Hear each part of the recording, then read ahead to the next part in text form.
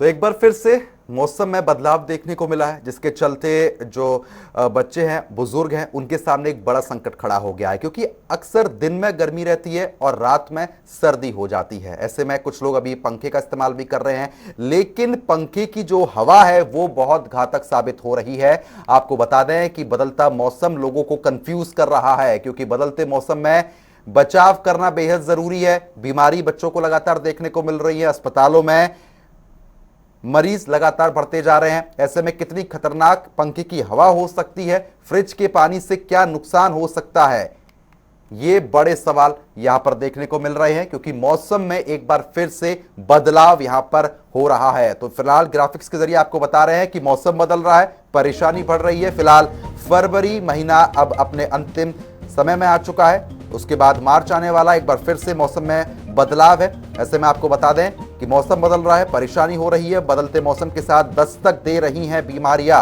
साथ ही साथ आपको यह भी जानकारी दे दें कि बच्चों में बढ़ रहा वायरल इन्फेक्शन का खतरा।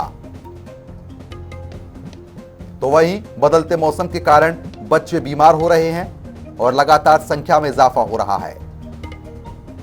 बच्चों में सर्दी, खांसी, बुखार का खतरा लगातार बढ़ता जा रहा है। बच्चों और बुजुर्गों को ज्यादा परेशानी हो रही है।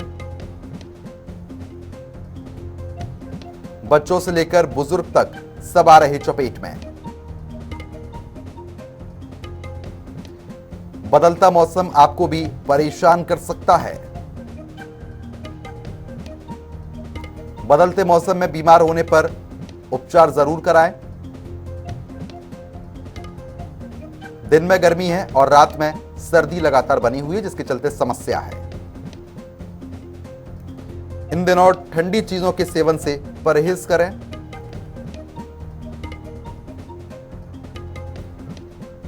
फ्रिज का ठंडा पानी पीने से बचने की सलाह भी दी जाती है।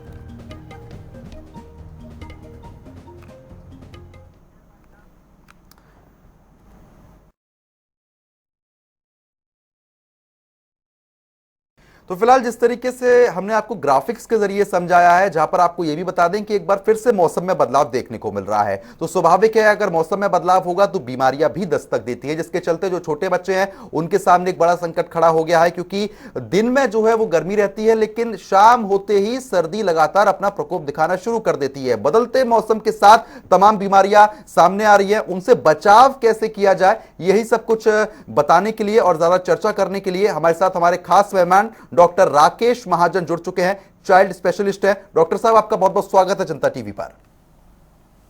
Thank you sir.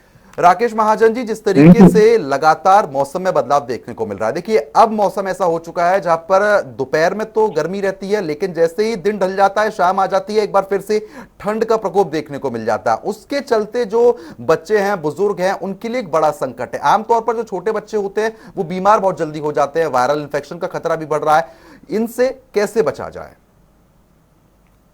हाँ सर, आपने ठीक बताया कि आज की डेट के अंदर जो मौसम की चेंजेस आ रही हैं, रात को टेम्परेचर कम हो जाता है, दोपहर को ज़्यादा होता है। इस टेम्परेचर के दौरान वायरस का जो है वो ग्रोथ जो होती है, वायरस की जो बीमारियां हैं वायरस से रिलेटेड, वो काफ़ी ज़्यादा होती हैं जी। और इस मौसम के अंदर आमतौर पर जो छोटे बच्चे हैं उनको जुकाम, रेशा, नजला, छाती की इन्फेक्शन होना, इवन यदि बढ़ जाए तो निमोनिया जैसी बीमारियां बहुत ज़्यादा होती हैं। और यही वायरस बड़ों के अंदर जाके जिनको एस्थमेटिक होती है, या जो डायबिटिक होते हैं, हाइपरटेंसिव है, जिनको कोई भी कोमोर्बिडिटीज होती हैं, उनके अंदर ये बीमारियां ज़्यादा वायरसेस तंग करती हैं और बीमारियों के निमोनिया के चांसेस ज़्यादा बढ़ जाते हैं। COPD की एक्सोब्रेशन ज़्यादा हो जाती है। तो नेचुरल ये है कि खास तौर पे जो छाती से रिलेटेड खांसी की बीमारियां हैं वो ज़्यादा होती है जी। इससे सबसे पहला बचाव तो ये है कि हमको एकदम जो अपने वुलन्स हैं नहीं निकालनी चाहिए। बच्चों पर थोड़ा सा ध्यान रखना चाहिए। इमीडिएटली ये नहीं डिक्लेयर कर देना चाहिए कि गर्मी हो गई है तो हम कपड़े उतार देंगे, एंड वी शुड एक्सपोज, कि अपने आप को बाहर ठंड में एक्सपोज करें, खासतौर पे बच्चों के अंदर। और इस दौरान क्योंकि हम दिल्ली में बैठे हैं, दिल्ली के अंदर जो पोल्यूशन लेवल है वो भी काफी ज्यादा होता है, तो इसलिए ये जो फैक्टर एक और ऐड हो जाता है कि pollution plus change off season के कारण वायरसेस के जो बढ़ने के चांसेस हैं वो काफी ज्यादा हो जाते हैं। आमतौर पे जुकाम, रेशा, नजला, पसली तेज चलना, सांस तेज चलना, निमोनिया या ब्रोंकाइटिस जिसको हम बोलते हैं, ये बीमारियां बच्चों में देखने में बहुत आती हैं। जी। तो इससे बचाव का तरीका यही है कि हमको सडन चेंज ऑफ के अंदर अपने आप को बचा के रखना है। ठीक है। और जैसे अभी आप क्लिपिंग में दिखा रहे थे कि फ्रिज की आइटम जो है, खासतौर पे जो ठंडा पानी है, बर्फ, इसको यूज करने से अवॉइड करना चाहिए। खासतौर पे बच्चों को तो फ्रिज की आइटम जो है वो नहीं देनी है। बिल्कुल और राकेश थोड़ा सा महाजन भी जी, जिस हम तरीके से रिसर्च, आपने बताया हाँ जी, बिल्कुल ठीक है, लेकिन उस हिसाब से देखिए जैसे मौसम में बदलाव होता है तो कहीं ना कहीं हमारी बॉडी का जो टेम्परेचर होता है उसमें भी बदलाव होता है, लेकिन जो छोटे बच्चे होते हैं जी वो इसको अडेप्ट नहीं कर पाते हैं, जिसके चलते उनके सामने एक बड़ा जी संकट जी। खड़ा होता है, फिर बुखार आ जाता है। वो बॉडी टेम्परेचर छोटे बच्चों का कैसे मैनेज किया जाए? हाँ, उसके लिए तो सर जो पहला फैक्टर तो क्लोथिंग ही रहती है कि यदि सुबह के समय है तो हल्की फुल्की वुलन तो जरूर डाल के रखें। दोपहर को यदि मान लिया टेम्परेचर ज्यादा हो गया, जैसे आज की डेट के अंदर 27-30 है, तो we can take it off. और सुबह शाम तो जरूर रखना चाहिए। जी। और यदि बच्चे को ओरल मेडिसिन पे, ओरल चीजें खाते हैं बच्चे, तो फ्रिज वाली आइटम नहीं देनी है, ताकि गला खराब ना हो, रेजिस्टेंस ना हो। जो आमतौर पे जुकाम, रेशा, रनिंग नोज होता है, तो उससे बचाने के लिए जो कफ एथिक्स हैं, जो साइनसिस के ड्रॉपलेट एथिक्स होते हैं, उनसे बचा के रखना चाहिए, ताकि ये बीमारी बच्चों में बढ़े ना और तंग ना करे। ठीक है राकेश महाजन जी, आप हमारे साथ बने रहिएगा। एक छोटे से ब्रेक के लिए यहां पर रुक रहे हैं, उसके बाद तुरंत हाजिर होते हैं।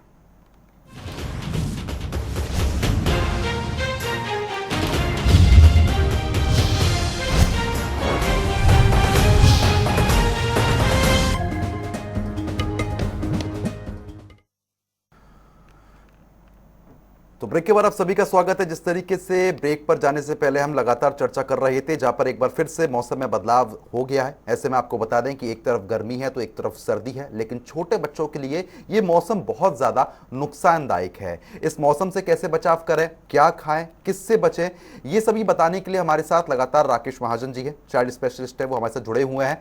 एक बार उनका रुख करेंगे। राकेश जी, जिस तरीके से हम ब्रेक पर जाने से पहले लगातार चर्चा कर रहे थे, जहां पर छोटे बच्चों को किस तरीके से प्रोटेक्ट किया जाए, क्योंकि आमतौर पर अब देखा जा रहा है जैसे मौसम में बदलाव हो रहा है तो कहीं ना कहीं वायरल इंफेक्शन बच्चों को अपनी चपेट में लेता है। और अब यह भी देखा जाता है कि वायरल इंफेक्शन भी एडवांस स्टेज पर पहुंच चुके हैं, जो कि पहले वायरल का बुखार 5 दिन 4 दिन रहता था, लेकिन अब वो 10 दिन 12-12 दिन रह रहा है। उसको किस तरीके से पहचाना जाए? हाँ, आपने बिल्कुल ठीक फरमाया कि पहले यही होती कि, जैसे एग्जांपल देता हूँ कि पहले कहते कि मीजल जो है कि ये रैशेस बढ़ेंगे, 5 दिन के बाद ऑटोमेटिकली कम होते जाएंगे। ये काफी हद तक ठीक है, पर क्योंकि post Covid general level of immunity हमारे लोगों का बहुत कम हो चुका है, और उसके कारण कोई भी जो प्रॉब्लम है, जो भी वायरसेस है, उसकी जो इलनेस और ड्यूरेशन है वो रूटीन से बढ़ चुकी है। दूसरा, जो आज की डेट के अंदर मैंने पहले भी बताया कि जो पोल्यूशन लेवल है और पोस्ट कोविड जो इम्यूनिटी लेवल कम हो गया है, उसके कारण वायरस की जितनी भी प्रॉब्लम्स है रूटीन्स पे काफी बढ़ती चली जा रही हैं, और बच्चे काफी सिक हो रहे हैं इसके कारण। बिल्कुल, जिस और तरीके से इसका आपने, बचाव यही है कि हमको, हाँ जी, जी जी जी कंटिन्यू करें सर। और यदि कोई भी जुकाम, रेशा, नजला, और बच्चों के अंदर सबसे बड़ी जो पहला आइडेंटिफिकेशन है वो है कि छाती जो है, आप हम देखेंगे तो उसका रेस्पिरेटरी रेट जो बढ़ना शुरू हो जाता है। जी। और जो छोटे बच्चों के अंदर जो कहते हैं ना कि at the level of chest और एब्डोमेन जो डोंग डिप बढ़ना शुरू होता है, दैट इज एन इंडिकेटर कि हाँ, इस बच्चे को खांसी की प्रॉब्लम बढ़ रही है और ये निमोनिया बनने के चांसेस रहेंगे। बिल्कुल। बचाव हमारा यही है कि जो जो इनिशियल सिम्टम है इसको इग्नोर नहीं करना, और इमीडिएटली अपने फैमिली फिजिशियन को दिखा के मेडिकल एड जो भी चाहिए वो जरूर लेनी चाहिए। ठीक है डॉक्टर साहब, मैंने ये सवाल जो आपसे पूछा था वो इसी वजह से पूछा था क्योंकि वायरल इन्फेक्शन जब भी होता है जब आपकी इम्यूनिटी पावर कम होती है। ऐसे में अगर बच्चों की बात करते हैं खास तौर पर, तो ऐसा उनको क्या कुछ खिलाए जिससे उनकी जो इम्यूनिटी है वो स्ट्रांग रहे और वायरल इन्फेक्शन की चपेट में वो ना आए? हाँ, healthy food depending upon the age, ये तो सबके लिए इंडिकेटेड है। जी। और ग्रीन लीफी वेजिटेबल्स, इनका सेवन जरूर करना चाहिए। और यदि हो सके मौसम ठीक है तो वेयर एवर पॉसिबल एयर और पोल्यूशन के जो बचने के लिए, जो जैसे पहले बताया जाता है कि यदि एक्सपोजर ज्यादा तो इसको अवॉइड करना चाहिए। और we must take healthy food, green leafy vegetables, और ब्रीदिंग एक्सरसाइज यदि बच्चा कोऑपरेट कर सकता है, उसकी उम्र इतनी है, तो वी शुड सजेस्ट कि ब्रीदिंग एक्सरसाइज जरूर करें। और ओवर क्राउडिंग को बचाना है। हम्म। जहां भी भीड़ भाड़ है, जिस बच्चे को भी या बड़ों को भी जुकाम रेशा है, तो कोशिश करें कि वो भीड़ में नहीं जाएं। और यदि जाना जरूरी है तो मास्क जरूर पहने। और खांसी होती है, जो कफ एथिक्स होते हैं उसको अडॉप्ट जरूर करना चाहिए। हम्म।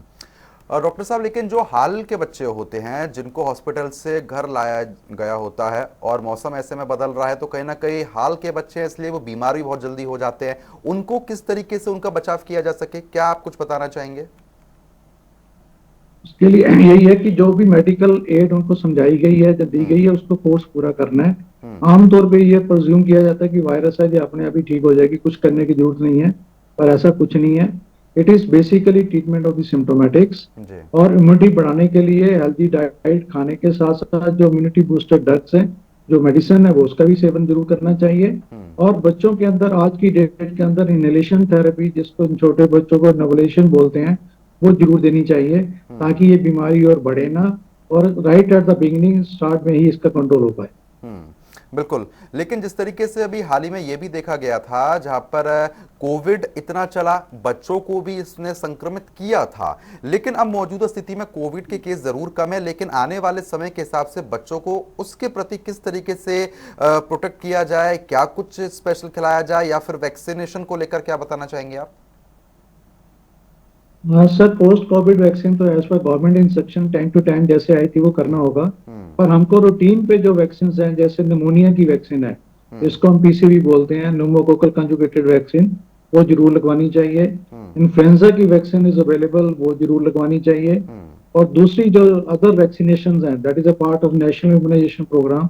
और हम्म। अदर वैक्सीन ये जरूर लगानी चाहिए, ताकि इनसे बॉडी की इम्यूनिटी बढ़ती है और शरीर लड़ाइयों से, बीमारियों से लड़ने के लिए अपने आप को तैयार करता है। बिल्कुल। और दूसरा वही है कि अननेसेसरी ओवर क्राउडिंग को बचा के रखना चाहिए। बिल्कुल। वैक्सीनेशन को लेकर अगर बात करते हैं तो बच्चों में वैक्सीनेशन कराया जाता है, अलग अलग बीमारी के हिसाब से पहले ही वैक्सीनेशन यहां पर की जाती है। लेकिन कई केसों में ऐसा देखा गया है जहां पर 5 से 6 वैक्सीन तो लगवा दी जाती है, उसके बाद की जो वैक्सीन होती हैं वो जो उनके माँ बाप होते हैं वो नहीं लगवाते हैं। वो कितना घातक हो सकता है? हाँ सर, ये बहुत बहुत इंपॉर्टेंट सवाल पूछा आपने कि there is a confusion among the general बिल्कुल। पॉपुलेशन कि नेशनल इम्यूनाइजेशन प्रोग्राम के अंदर सरकार वही वैक्सीन लगाती है जो सरकार की ओर से मिलती है। हम्म। और एक जनरल कंसेप्ट दिया जाता है कि इसके अलावा वैक्सीन की जरूरत नहीं है, हम्म। पर जो बिल्कुल गलत मिथ है। बाकी वैक्सीन जो नेशनल इम्यूनाइजेशन प्रोग्राम के अंदर नहीं अवेलेबल होती हैं, वो बाहर प्राइवेट सेक्टर में अवेलेबल है, वो जरूर लगवानी चाहिए, क्योंकि वो बीमारियां भी उतनी ही इंपॉर्टेंट है हम्म। जितनी नेशनल इम्यूनाइजेशन प्रोग्राम में कवर्ड होती है। पर गवर्नमेंट का अपना प्रोग्राम है, जो गवर्नमेंट सप्लाई करती है वो वहां लगवाएं। हम्म। और बाकी जो वैक्सीन है वो जरूर लगनी चाहिए। और आज की डेट के अंदर दिल्ली के अंदर जैसे एमआर वैक्सीनेशन प्रोग्राम चल रहा है, वो हम सब लोगों से, पेरेंट्स से अपील भी करेंगे कि वो वैक्सीन जरूर लगवाएं अपने बच्चों को। बिल्कुल। लेकिन डॉक्टर साहब, जिस तरीके से आपने तमाम जानकारी साझा की है, कहीं ना कहीं उसमें एक सवाल ये भी उठता है कि वैक्सीनेशन तो ज़रूर कराया जाता है, लेकिन अगर 5 साल से 15 साल के बच्चों की जो उम्र होती है उसके बीच की उम्र की अगर हम बात करते हैं तो उसमें जॉन्डिस ज़्यादा देखा गया है। बच्चों को जॉन्डिस बहुत जल्दी हो जाता है, यानी कि पीलिया। अगर उसकी बात करते हैं तो मुख्य कारण क्या रहते हैं उसके? कोई लापरवाही बरती जाती है खाने पीने में, या फिर क्या रहता है? सर, पीलिया आमतौर पे मेडिकली ग्राउंड पे 5 तरह का होता है, जी। Hepatitis A B C D E। जी। और आम तो मेजोरिटी ऑफ जो पीलिया के केसेस देखे जाते हैं, they are because of oral hygiene. Hmm. जो कहीं ना कहीं खाने से, अनहाइजीनिक फूड खाने से, जब अनहाइजीनिक पानी पीने से ये फैलता है, और उसको hepatitis A and E categories में लिया जाता है। जी। और इसके मैक्सिमम केसेस उसी तरह के होते हैं। हम्म। इसलिए जो भी हम खाते हैं, that should be hygienically okay. Cook food होना चाहिए, अनराइप फूड जो है वो नहीं खाने चाहिए, कच्चे फल जो है वो नहीं खाने चाहिए, पूरा कुक फूड करके खाना चाहिए, ताकि हेपेटाइटिस A एंड E का इंसिडेंट कम रहे। हम्म। बाकी दूसरे जो हैं उनके स्प्रेड होने के रूट अलग से, वो अलग तरीके से फैलता है। बिल्कुल। लेकिन कई केसों में भी ऐसा भी देखा गया है डॉक्टर साहब कि अगर नॉर्मल बुखार है, खांसी है, जुकाम है, तो दादी के जो नुस्खे चलते हैं, आमतौर पर कई ऐसे घर होते हैं जहां पर इन्हीं सब चीजों का इस्तेमाल किया जाता है, डॉक्टर के पास जाने से वो लोग बचते हैं। उनको क्या सलाह देना चाहेंगे आप? सर, आपने फिर वही वही बहुत इंपॉर्टेंट सवाल पूछा कि पहले दादी नानी के नुस्खे बिल्कुल सही थे, बिल्कुल। पर आज की डेट के अंदर जब से अर्बनाइजेशन होती जा रही है, हम्म। घरों के अंदर तो लाइट ही नहीं आती। मैं अपना एक्सपीरियंस बताता हूँ कि जब पेशेंट आके कहते हैं सर आपको 3 बार दिखा के 4 बार दिखा के हमारे बच्चे की खांसी ठीक नहीं हो रही, तो मेरा उनका सवाल पूरा ये होता है कि क्या घर में लाइट आती है? तो आंसर आता है नहीं सर, हमारे घर में तो लाइट ही नहीं आती। हम नीचे रहते हैं, हमारे घर के सामने मल्टी स्टोरी बिल्डिंग बन गई है, लाइट आती नहीं, बच्चे कहाँ जाए? सुबह शाम आप कहते हो कि पोल्यूशन के कारण घर से बाहर नहीं जाना, दिन के समय ये नहीं जाना, तो वो भी क्या करें? तो जी। बेसिक वर्ड है कि उनकी अपनी इंपॉर्टेंस है और उनके कामयाब होने के अपने फंडामेंट्स है। आज की डेट के अंदर with the change of scenario, urbanisation change होने के बाद सिनेरियो बदलते जा रहे हैं। इसका मतलब ये नहीं कि वो नुस्खे गलत हो गए हैं, पर वो गुटके बिल्कुल ठीक है, उनकी इफेक्टिविटी टाइम के हिसाब से थोड़ी सी चेंज हो। जी, आपने इफेक्टिविटी की बात करी, बीमारियां ज्यादा एडवांस हो चुकी हैं या इफेक्टिविटी कम हो गई है? दोनों ही चीजें हैं सर। हम्म। लाइफस्टाइल इतना चेंज हो गया है कि हम फिजिकल एक्सरसाइज तो करते ही नहीं। जी। एक्सपोजर टू फ्रेश एयर हमारे पास है ही नहीं है। हम दिल्ली के अंदर देख लें तो कभी भी जो एक बी नियर अबाउट 100, जो कि एक हेल्दी चाइल्ड को शुड बी लेस देन 50 और प्रेफरेबली 20 से 50 के बीच में हो, तो that is a fresh oxygen level जो चाहिए वो मिलता ही नहीं है। तो कहाँ से लेंगे? हमारा फूड इतना अनहेल्दी होता जा रहा है। We are more prone towards junk food, fatty चीजें जंक फूड की चलते हैं। और शायद मैं आपको यहाँ ये शेयर भी करना चाहूंगा कि ओबेसिटी का लेवल बच्चों के अंदर इतना बढ़ता जा रहा है कि आने वाले समय के अंदर ये भी एक एपिडेमिक या पेंडेमिक बनने वाला है। बिल्कुल आपने सही कहा। लेकिन इसमें एक चीज ये भी है डॉक्टर साहब, कहीं ना कहीं लोग अब जागरूक तो हो ही रहे हैं, तमाम बीमारियों को लेकर लोग जागरूक हो चुके हैं। क्योंकि पहले की अगर बात करते हैं तो जो हाल के बच्चे होते हैं उनको पेट में भी दर्द हो रहा होता था तो भी माँ बाप समझ नहीं पाते थे कि दिक्कत क्या हो रही है। लेकिन अब जागरूकता है जिसके चलते कई बीमारियों का पहले से पता लगाया जा सकता है।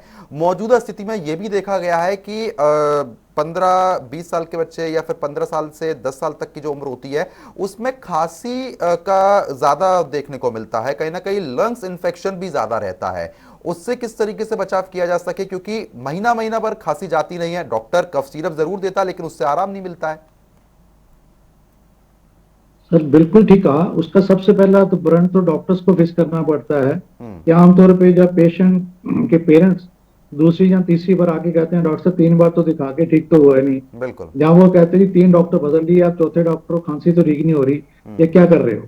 आपको पता नहीं चलता है। वो अपनी जगह पे जेन्युइन होते हैं, तो उनकी जो एक्साइटमेंट है, एग्रेसिव बिहेवियर कहीं ना कहीं तो निकालेंगे। पर हम डॉक्टर लोग एज ए प्रोफेशनल तो सिर्फ एक गाइड कर सकते हैं, आपको सजेशन शेयर कर सकते हैं कि इस बीमारी के अंदर इलाज ये है, वो यही है कि breathing exercise should be the first priority, जो सब बच्चों को हर उम्र के लोगों को सीखनी चाहिए, वो करनी चाहिए ताकि हमारे फेफड़े लंग्स को एक्सपैंड करें, तो उसको टॉलरेंट की बर्दाश्त करें। पोल्यूशन से बचना चाहिए, ओवर क्राउडिंग से बचना चाहिए, हेल्दी फूड जो है वो खाना चाहिए, and we should also have a healthy living style. तभी इनसे बचा पाएंगे। सर खाली वैक्सीन और मेडिसिन से कुछ नहीं बनने वाला, दैट आई एम श्योर। बिल्कुल। चलिए ठीक है राकेश महाजन जी, बहुत बहुत शुक्रिया हमारे साथ जुड़ने के लिए और हमारे दर्शकों तक अहम जानकारी पहुंचाने के लिए। तो फिलहाल जिस तरीके से आपने देखा, जहां पर डॉक्टर राकेश महाजन ने तमाम जानकारी साझा की है, जहां पर मौसम बदल रहा है लेकिन उसके बावजूद अपने आप को किस तरीके से प्रोटेक्ट कर रहा है, छोटे बच्चों को कैसे बचाना है, तमाम चीजों को लेकर बातचीत यहां पर की गई है। तो फिलहाल अभी के लिए इतना ही, लेकिन खबरों का सिलसिला लगातार जारी है, बने रहिए हमारे साथ। नमस्कार।